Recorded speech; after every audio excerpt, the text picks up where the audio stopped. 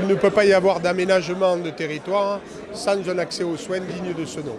Et donc nous avons posé la question dans un territoire de croissance absolue avec plus de 2% d'augmentation de population, comment nous organisions la santé et la prise en charge vis-à-vis des populations. Et donc l'idée a germé et mon parcours mutualiste et professionnel a fait que, bien évidemment, je me suis tourné vers la famille mutualiste, ce qui nous amène aujourd'hui à la concrétisation de ce projet, à la fois les collectivités, un bailleur social qui porte les murs et un projet médical mutualiste à côté des paramédicaux et professionnels de santé locaux. Donc voilà pourquoi aujourd'hui nous en sommes à ce facteur clé de succès.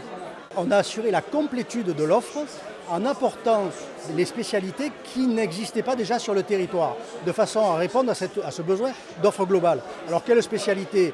On a 16 spécialistes aujourd'hui qui interviennent d'ores et déjà sur le centre. Pour l'essentiel, c'est de la médecine interne, de la médecine vasculaire, de la chirurgie viscérale et digestive, de l'orthopédie, de l'ORL, de l'urologie. Et on est en train de regarder, de compléter dans les temps qui viennent cette offre de santé. D'ores et déjà, je peux annoncer que, parce que c'est arrêté avec les médecins, puisqu'on le travaille avec eux, il va y avoir de la gynécologie et il va y avoir d'autres spécialités qui vont arriver très rapidement. On a dans un même centre, à l'initiative de la communauté de communes, 45 médecins.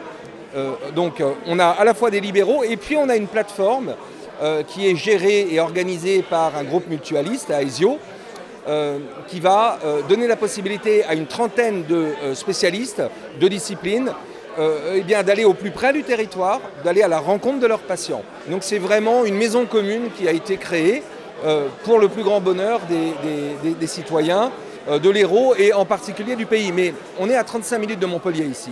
Et moi, je parie que dans quelques semaines ou quelques mois, on verra beaucoup de gens de la métropole venir. Parce qu'on circule facilement, on a un parking pour stationner et on a toutes les spécialités médicales ici représentées. C'est rapporter au plus près une politique de proximité, c'est du service public. Et je crois que ça honore un petit peu les différents acteurs et ça permet d'irriguer. Et puis surtout, c'est une solidarité territoriale vis-à-vis de toutes les communes.